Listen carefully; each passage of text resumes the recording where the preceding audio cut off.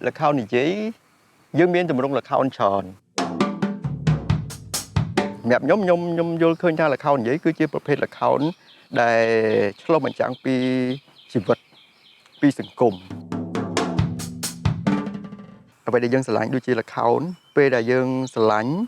pi dân thay đại xá là bao mùi nứng mình du mình chắp về là bao mùi nứng nâng top snow mà dân vĩnh nâng bắt đo chia phải giàu cho dân vĩnh ôn trong tham bóng chỉ sắc xí này bữa sân dân miền mà hết ta trong miền trong ban lục luôn hua ประมาณ thế mà trâm thà mà rúa hay ai phơi ca từ lừa vậy dân sờ lạnh cứ chùm niên là khao vậy nhận đôi nhom trắng nhom cái thay nhom cướp cron cho môi nào vậy đây nhom phơi hoàng ngày em bảo chị biết không nói đi sát được thế chặt tục hạ bỏ chào ấy sang lung tắc ở trong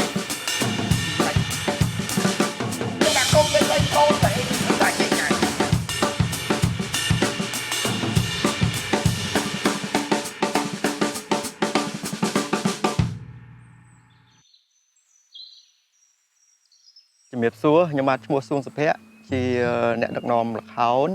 hay có chỉ thập đặc bỏ ông ca sẽ cam phiệp sập bạc khmai mẹp nhom vô khơi ra là kháo vậy cứ chỉ ประเภท là kháo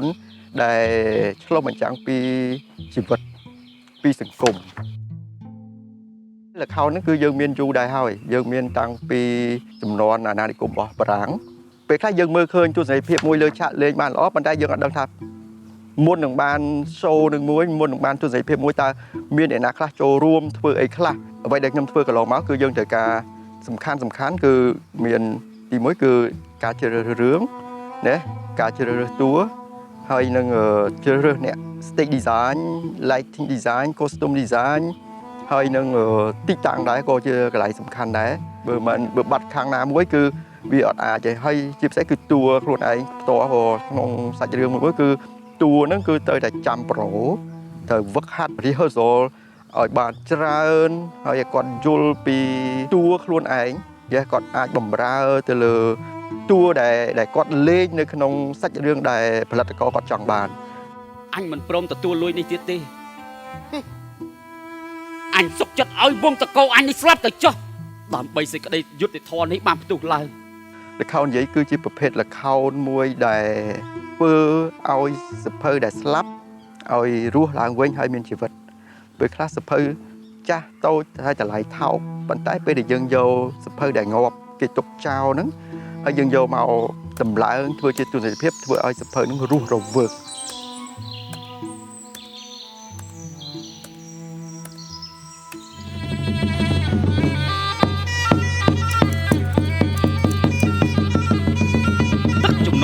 នឹងរលំតាមឈើទាំងអស់នោះទៅវិញទាំងអស់អារក្សារក្សាចូលឯរក្សាការទីឈ្មោះឲ្យដូចជាឈ្មោះរបស់ឯងទៅខ្ញុំបាទឈ្មោះណេនភិរិទ្ធបច្ចុប្បន្នខ្ញុំជាមន្ត្រីកិច្ចសន្យានៃនាយកដ្ឋានសិល្បៈទស្សនីយភាពនិងជាប្រធានក្រុមអេសីវ៉ូឡេផងដែរតើតើនឹងការសម្ដែងល្ខោននិយាយនេះ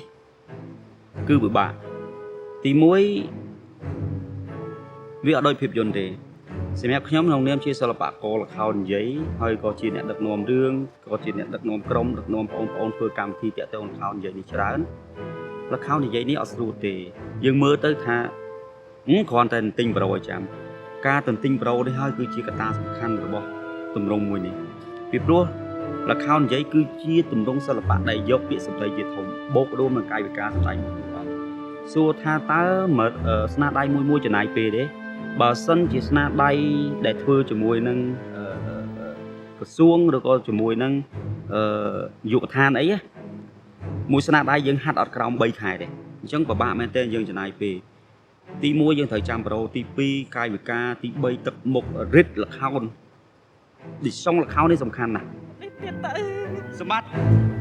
អត់ឯងឧបសគ្គដែលយើងជួបកន្លងមកហ្នឹងយើងដើរយឺតជាងគេ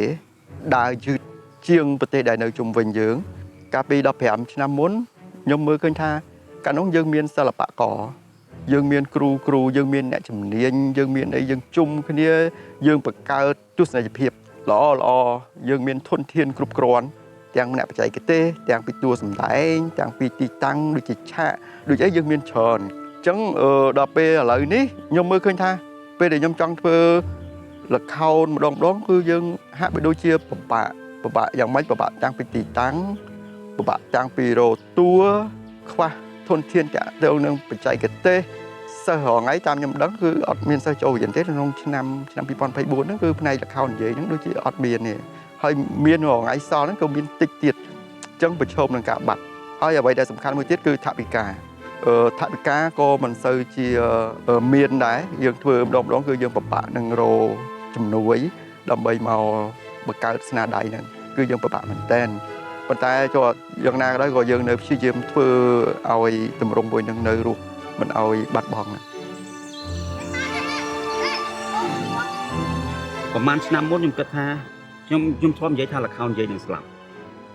បាត់បង់សកម្មភាពហើយប៉ុន្តែ2ឆ្នាំចុងក្រោយនេះខ្ញុំអាចបដូរពាក្យសម្ដីនោះបានល្ខោននិយាយចាប់ផ្ដើមរស់ឡើងវិញអញ្ចឹងល្ខោននិយាយលែងកំសត់ល្ខោននិយាយលែងភ័យព្រួយថាអត់មានយុវជនរៀនហើយអ្វីត្បិតតែយើងធ្វើភ្លាមមិនទាន់បានទេប៉ុន្តែយើងយកទ្រឹស្ដីមួយថាយើងធ្វើឲ្យដូចភ្លៀងរលឹមខ្ញុំអត់មានអីជួយច្រើនទេគ្រាន់តែបង្ហាញនៅទឹកចិត្តឆន្ទៈ